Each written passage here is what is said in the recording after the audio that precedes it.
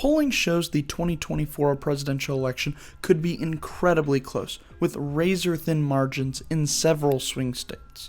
The 2024 election also brought new eyes on the Libertarian Party, with Donald Trump speaking at the Libertarian National Convention. The Libertarian Party should nominate Trump for President of the United States. Whoa. Today we are going to answer the key question for this election. Who should Libertarians vote for in the 2024 presidential election? Before we can determine who a Libertarian should vote for, we need to ask two questions. The first question is, do you live in a swing state?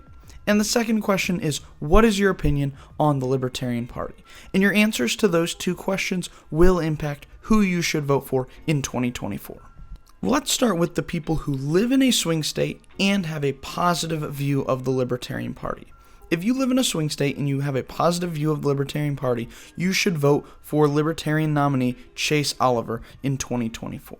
In these key swing states, Oliver has the opportunity to play a spoiler effect, denying either Kamala Harris or Donald Trump the ability to win some states that are needed to win the presidential election. Why is this valuable? Well, playing a spoiler brings the Libertarian candidate to the forefront of national politics. Additionally, it forces the other two major parties to concede Libertarian positions. We've already seen this happen when Donald Trump promised to appoint a Libertarian to his cabinet and to free Ross Ulbricht if he were elected. So here are the states where Chase Oliver is on the ballot in the 2024 election as of recording this video. So if you're a Libertarian and you live in a state like Nevada, Arizona, Wisconsin, Michigan, Pennsylvania, North Carolina, or even Georgia, I would recommend voting for Chase Oliver in 2024. Let's now address the Libertarians who live in a swing state but have a negative view of the Libertarian Party. For those voters, I would recommend voting for Donald Trump in 2024.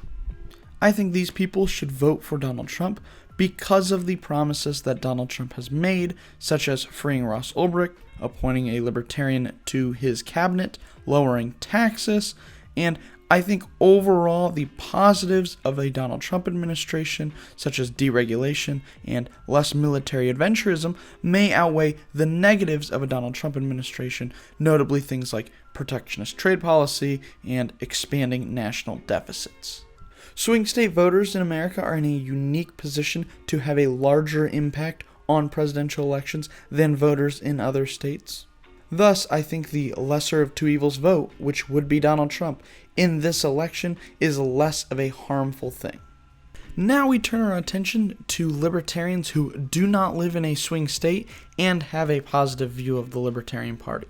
This is probably the easiest vote. I think these people should vote for Chase Oliver in the 2024 election, but for a different set of reasons than before.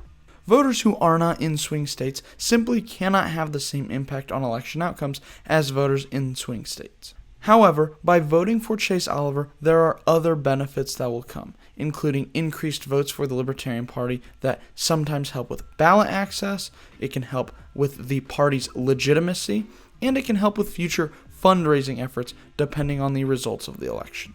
You may like Chase Oliver or you may not like Chase Oliver, but at the end of the day, he is the most libertarian candidate on the ballot. So by voting for Chase Oliver, you are going to put more legitimacy on libertarian issues and put more libertarian issues into the mainstream of American political discourse. Our final group of libertarians would be those who do not live in a swing state and have a negative view of the Libertarian Party. If this is you, I would encourage you to vote for a third-party candidate, just not for Chase Oliver. In my view, the sole benefit of not living in a swing state, other than maybe not getting TV ads for political campaigns as much, is you can cast protest votes without consequences.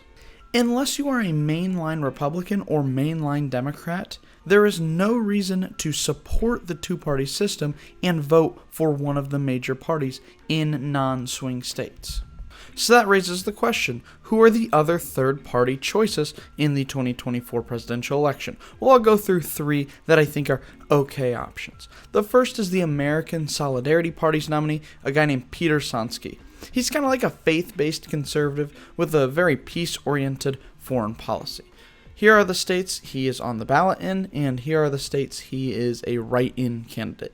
You can always go with Old Reliable, which is the Constitution Party, which is reliably conservative and sometimes a little bit lunatic of a party. They have a guy named Randall Terry as their nominee. Randall Terry will be on the ballot in these states and a write-in candidate in these states. Last but not least, if you're an anti-racist stoner, you can always go with the one, the only Jill Stein, who is once again the Green Party nominee. Jill Stein will be on the ballot in these states and will be a write-in candidate in these states. So there you have it. Those are who Libertarians should be voting for in the 2024 presidential election. Let me know below if you're a Libertarian who you're planning to vote for in 2024 and if it aligns with my chart that I have made today. Thanks for watching.